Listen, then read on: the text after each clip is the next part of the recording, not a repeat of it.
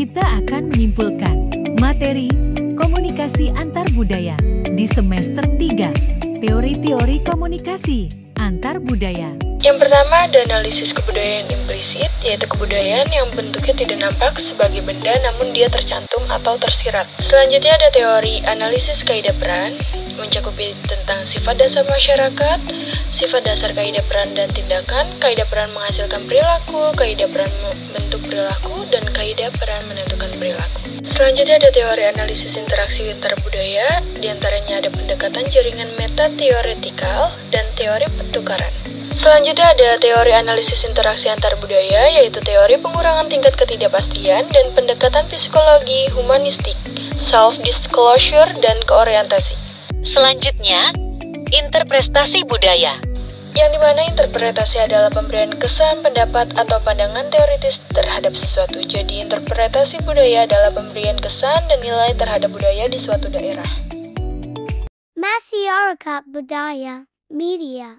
Selanjutnya masyarakat media, yaitu adanya komunikasi virtual, adanya masyarakat massa, dan masyarakat konsumen. Media massa membuat pendapat yang ada bukan dari sumber aslinya, melainkan sudah dikonstruksi oleh media. Media massa membuat khalayak dibatasi pandangan realitasnya. Dan media massa menjadi alat untuk menyebarkan pesan. Media massa juga menjadi alat paling mutakhir dalam bidang politik. Dan yang terakhir, berita yang ada kerap mendapatkan tambahan bumbu. Dan ada masyarakat konsumen media, yaitu masyarakat konsumtif yang mementingkan makna dibandingkan kebutuhan sebenarnya.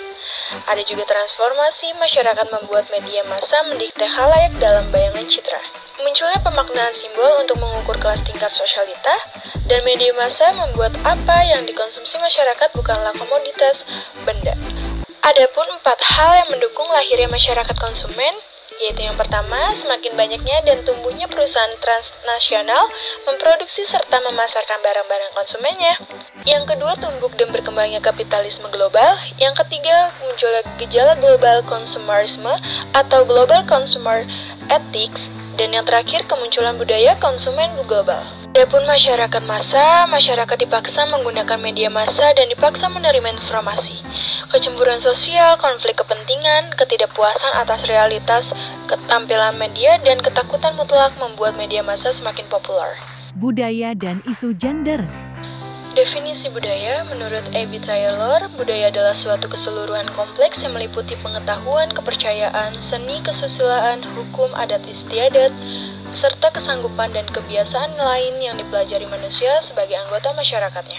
Dan adapun, menurut Parsudi, budaya adalah pengetahuan manusia yang dimanfaatkan untuk mengetahui dan memahami pengalaman dan lingkungan yang mereka alami.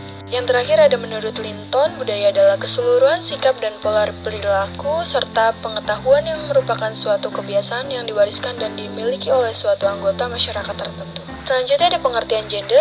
Gender merujuk pada keberagaman peran, fungsi, dan identitas yang merupakan hasil konstruksi sosial atau Dan selanjutnya ada gender.